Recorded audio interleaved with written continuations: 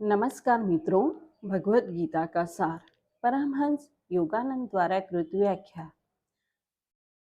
सर्वप्रथम आप सर्व को मेरी एक रिक्वेस्ट है कि अब तक जिन्होंने चैनल को सब्सक्राइब नहीं किया हो वो सभी चैनल को सब्सक्राइब जरूर करें और वीडियो को लाइक और ज़्यादा से ज़्यादा लोगों को शेयर जरूर करें। धन्यवाद। नमस्ते। अगर आपको यह पुस्तक खरीदनी है तो उसका लिंक नीचे डिस्क्रिप्शन बॉक्स में दिया गया है। धन्यवाद। गीता अध्याय 4, ईश्वर को जानने का परम विज्ञान। श्लोक क्रमांक 37। हे अर्जुन, जिस प्रकार अग्नि लकड़ी को भस्मावशेष कर देती है, उसी प्रकार ज्ञान की अग्नि व्यक्ति के समस्त कर्मों को भस्मावशेष कर देती है। बहुत समय के निर्जन पड़े मिश्र की कब्रगाहों के विषय में सोचो। राजा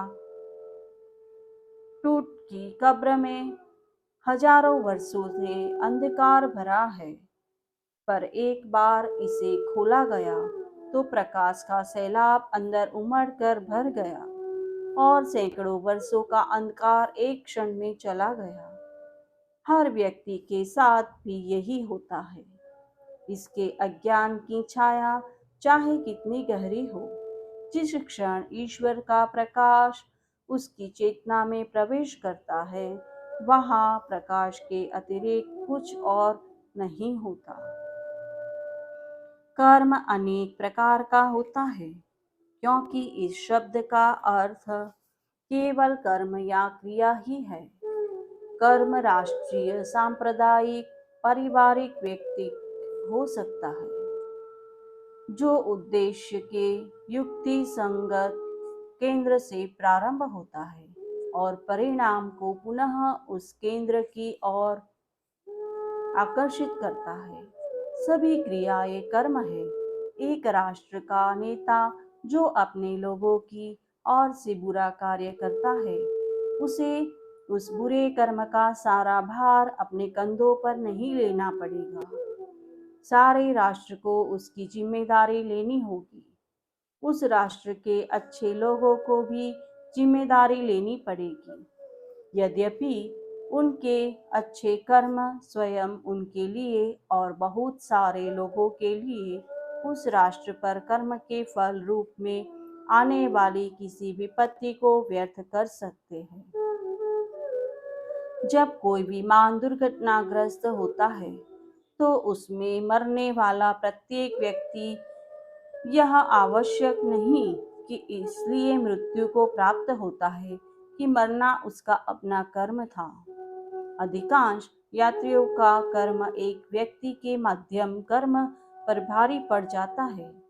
उदाहरण के लिए, जीने के लिए उसका कर्म अगर बहुत शक्तिशाली नहीं था, उसके विपरीत प्राय ऐसा होता है कि जब बहुत बड़ी मुसीबत आती है तो कुछ विशेष लोग, जिनकी उस समय वहाँ कोई जिम्मेदारी नहीं है, उन्हें वहाँ से हटा लिया जाता है। सामूहिक कर्म बहुत जटिल होता है। प्रत्येक व्यक्ति का प्रथम कर्तव्य अपने प्रति अपने कर्म को सुधारने का है। वास्तव में चेतना को उठाने का कार्य व्यक्ति जितना अधिक करता है, वह उतना अधिक अपना कल्याण करता है और उतना अधिक उसके सामान्य कर्म को भी सहायता मिलती है। अतः व्यक्ति को अपनी चेतना को ऊपर उठाने से प्रारंभ करना चाहिए। व्यक्ति के लिए दो प्रकार के कर्मों पर विचार करने की आवश्यकता है। वे हैं पुरस्कार और प्रारब्ध।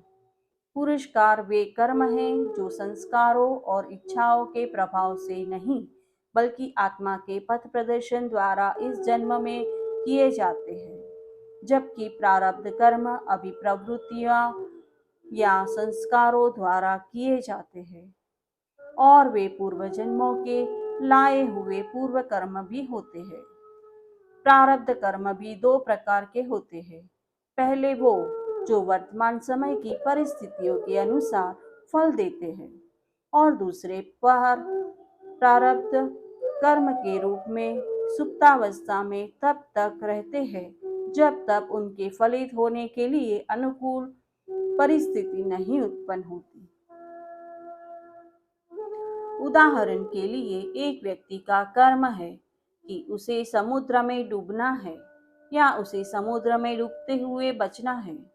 अगर वह कभी भी सागर के पास नहीं जाता और कभी भी ऐसी स्थिति में नहीं होता कि उसका डूबना संभव हो, तो उस विशेष कर्म को फलित होने के लिए एक और जन्म की प्रतीक्षा करनी पड़ती है। कभी कभी बुरा कर्म टाला जा सकता है या अच्छे कर्म के द्वारा उसे व्यर्थ भी किया जा सकता है। जैसे कोई अदम्य लालसा नवीन आंतरिक शक्ति की सहायता से शक्तिहीन की जा सकती है। कर्म का समय भी बिताया या उसके विपरीत कर्म द्वारा व्यर्थ किया जा सकता है।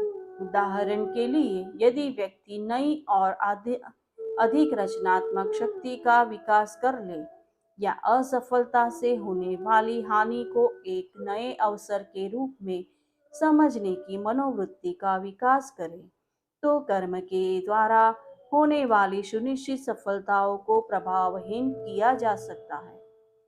एक बुरा कर्म व्यक्ति के ऊपर ड्रैगन की तरह प्रहार करने के लिए तैयार मंडला सकता है, पर यदि व्यक्ति उस प्रहार को निष्फल करने का मार्ग ढूंढ ले या अपनी सुरक्षा का वर्षा में छाते के प्रयोग की भांति उपाय कर ले, तो हो सकता है दुर्भाग्य का प्रहार उस पर हो, पर वह स्वयं मुसीबत से बच जाए। संभवतः व्यक्ति अंग्रेजी की पौराणिक कथा के संत जॉर्ज की तरह ड्रैगन को ही नष्ट कर दे। यह तो सुनिश्चित है कि दुर्भाग्य की धमकी को कभी भी निष्क्रिय उदासीनता के साथ स्वीकार करने की आवश्यकता नहीं है। वास्तव में किसी भी आने वाले दुर्भाग्य को शक्तिशाली इच्छा शक्ति जीत सकती है, या कम से कम उसे मंद तो कर सकती है। बुरा कर्म दुर्बल प्रभाव मंडल में प्रवेश कर जाता है, परंतु शक्तिशाली प्रभाव मंडल में प्रवेश नहीं कर पाता, या कम से कम इसके द्वारा की जाने वाली हानि कम हो जाती है। मान लीजिए कर्म के अनुसार किसी की टांग कटनी है, तो यदि उसकी इच्छा शक्ति शक्तिशाली है या इसमें भक्ति है, तो उसे एक खरोच भर लगेगी। कर्म के परिणाम सुनिश्चित और अटल होते हैं, पर उनको किस तरह स्वीकार किया जाता है, यह बहुत ही परिस्थितियों पर निर्भर करता है, और उनमें से अधिकांश व्यक्ति की आंतरिक परिस्थितियों पर ही निर्भर करता है। बुरे कर्म को अच्छे कर्म द्वारा भी निष्क्रिय किया जा सकता है।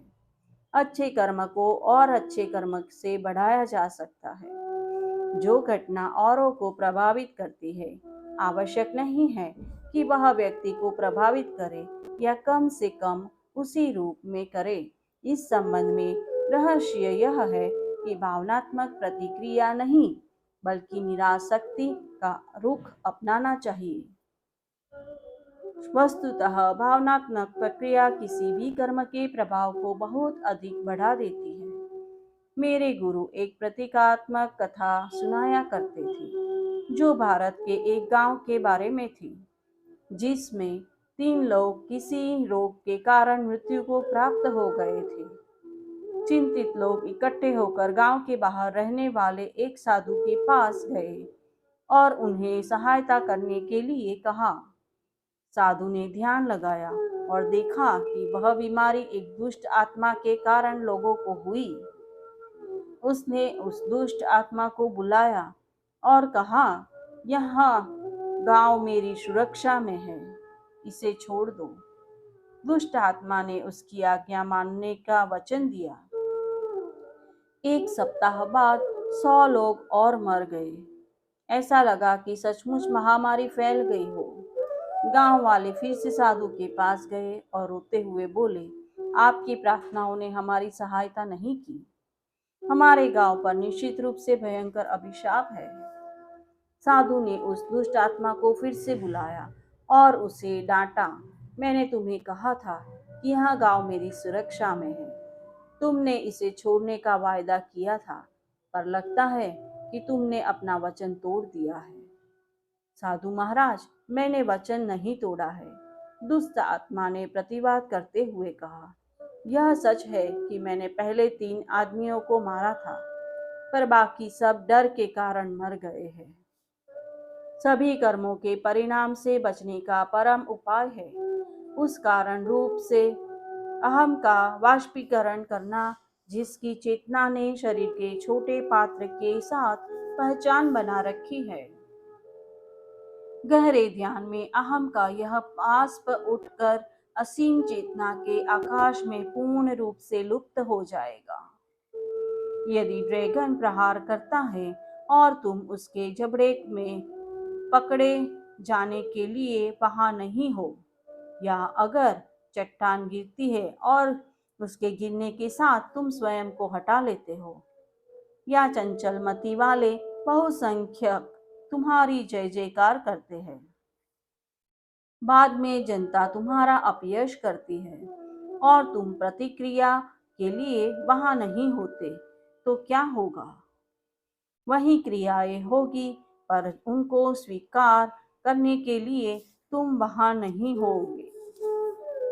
जीवन मुक्त जो जीवन जीते हुए मुक्त है, उनसे अपनी अहम की चेतना को असीम चेतना परमात्मा में लीन कर दिया है।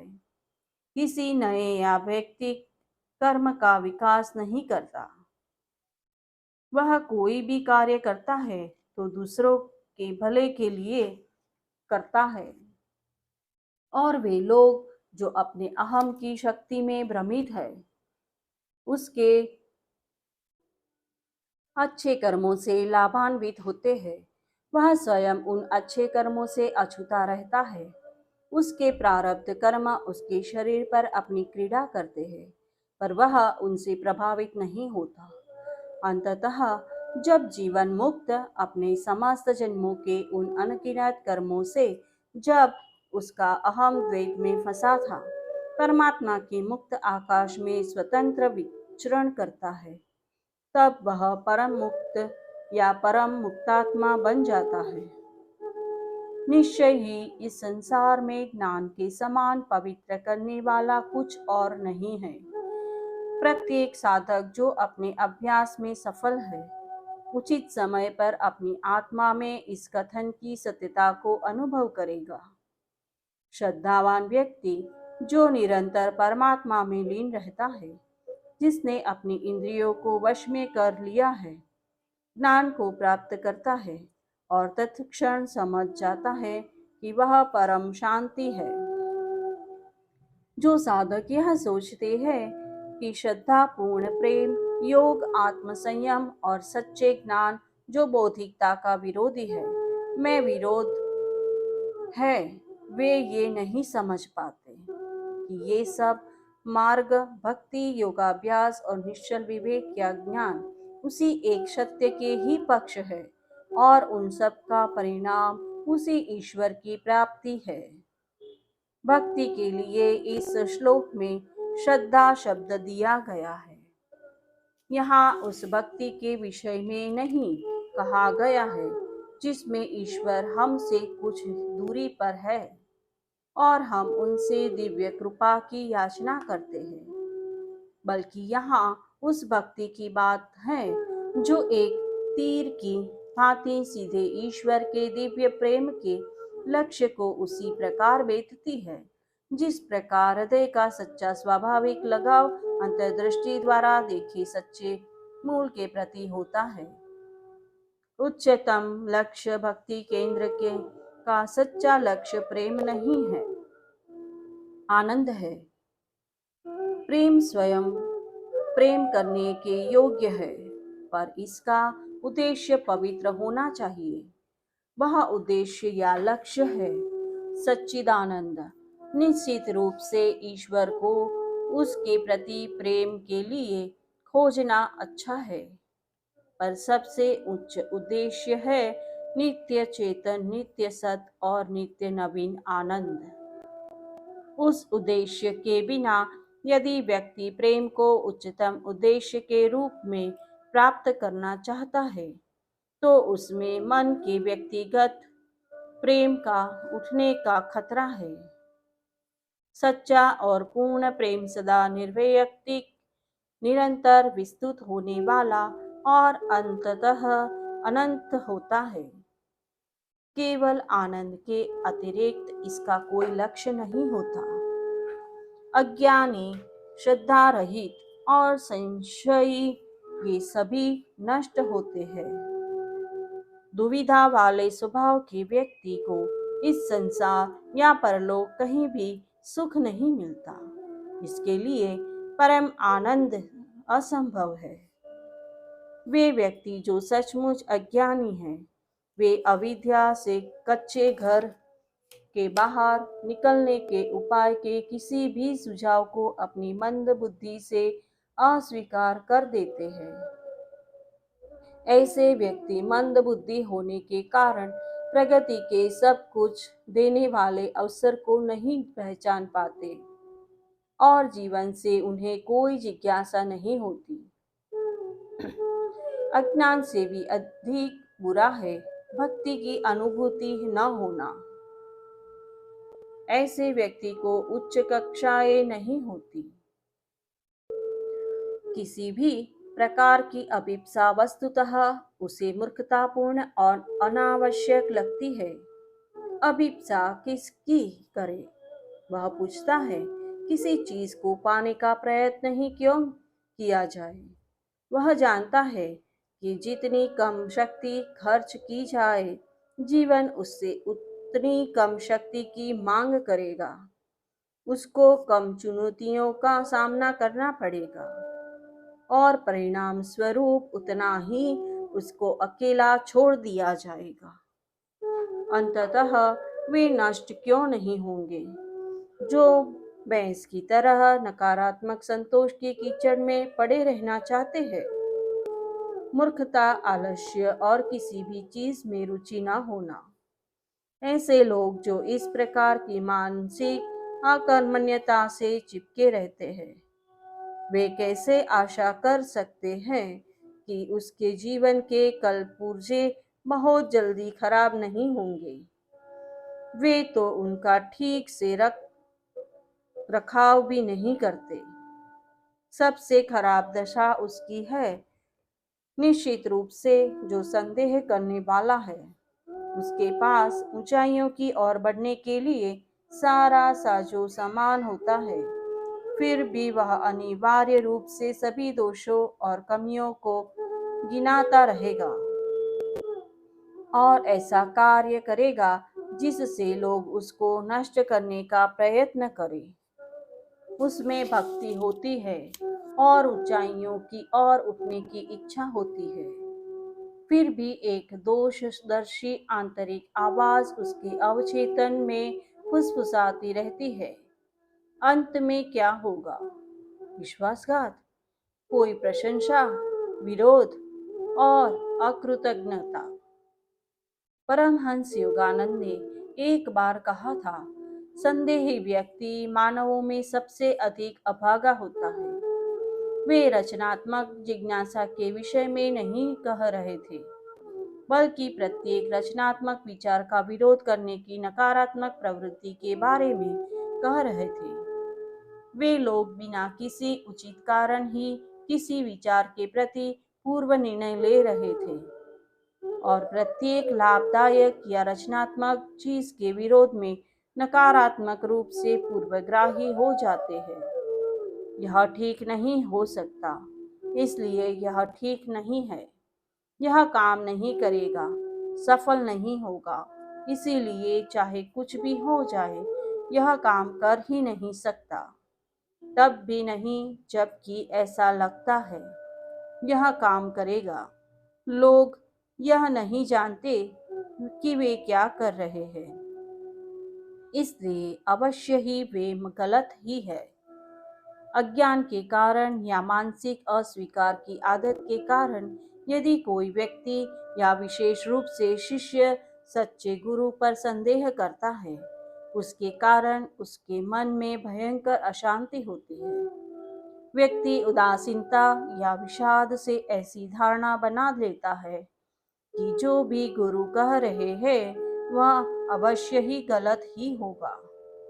वह ऐसा इसलिए नहीं सोचता कि उसने इस बात को परखा है, इसलिए नहीं कि वह ऐसे निष्कर्ष पर अविश्वास करना चाहता है जो उसको सुविधाजनक नहीं लगता, और इसलिए भी नहीं कि उसे गुरु के उद्देश्य पर संदेह है।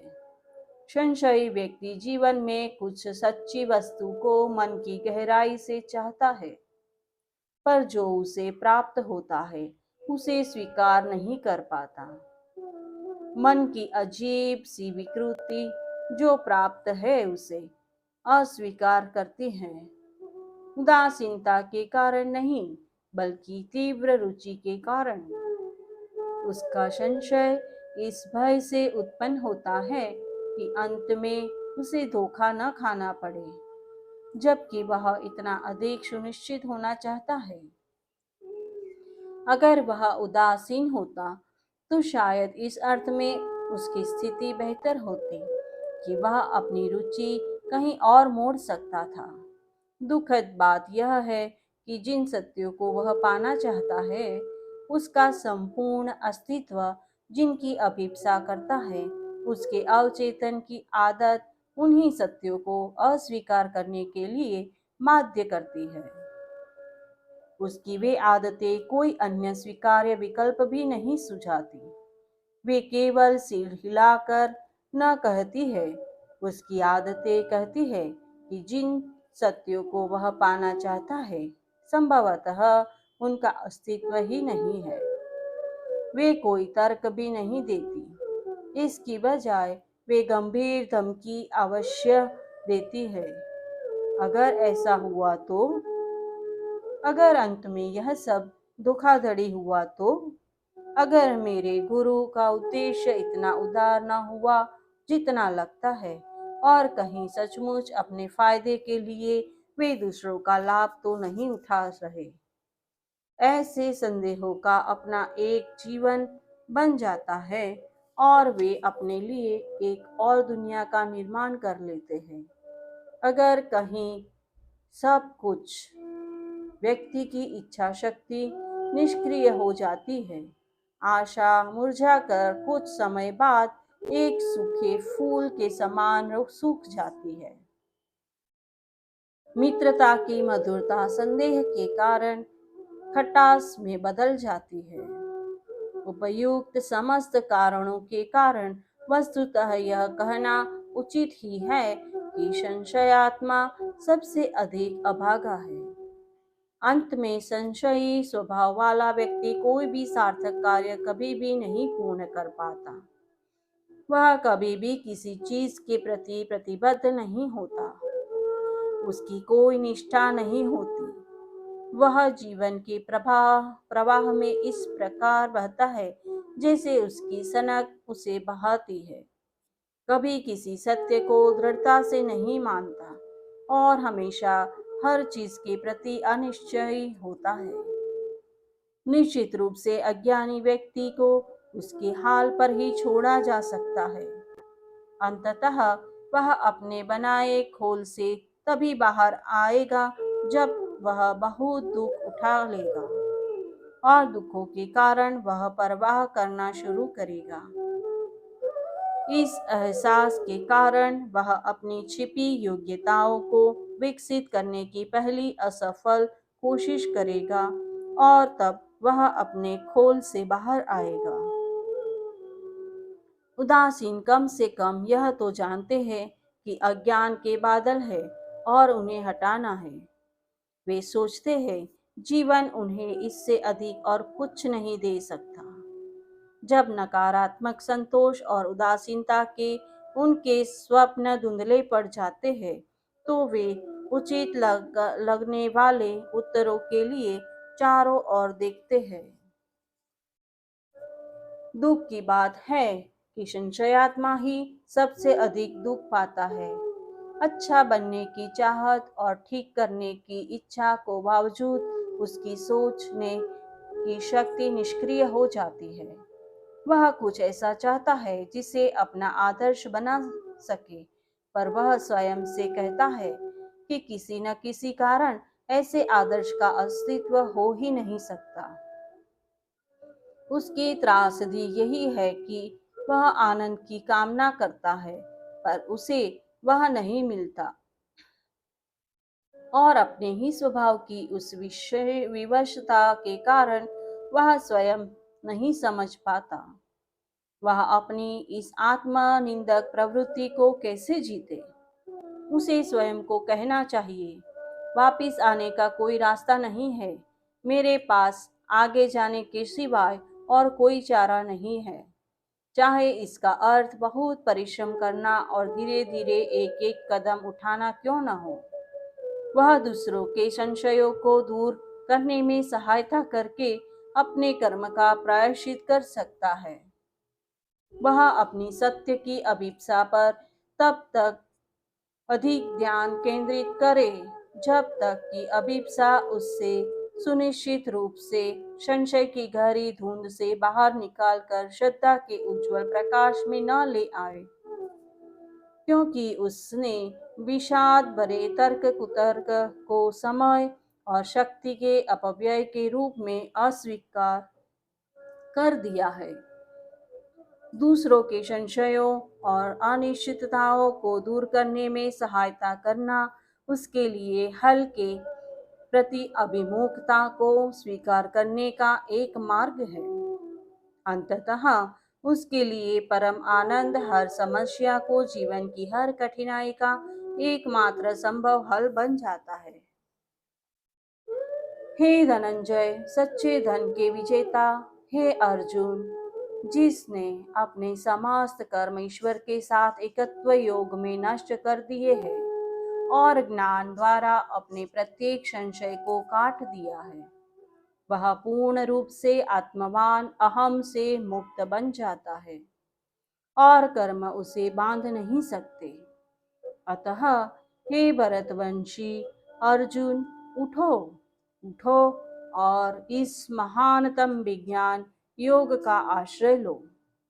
आत्मा के स्वभाव वस्तुतः तुम कौन हो, इस विषय संबंधी अपने हृदय में स्थित संशय को ज्ञान की खड़क से काट दो। इस प्रकार श्री कृष्ण ने अर्जुन के संवाद का, जिसमें योग और ईश्वर प्राप्ति के विज्ञान की चर्चा की गई है, पवित्र भगवत गीता के उपनिषद का ज्ञान योग दिव्य ईश्वर के ज्ञान द्वारा एकत्व नामक चतुर्थ अध्याय समाप्त हुआ। वासुदेवार्पणमस्तु। जय गुरु। अगर आपने भगवत गीता को अपने जीवन में पढ़ा है तो अपने अनुभव और कौन सी गीता पढ़ी है वह कमेंट बॉक्स में लिखकर हमें ज़रूर बताएं। धन्यवाद। नमस्ते।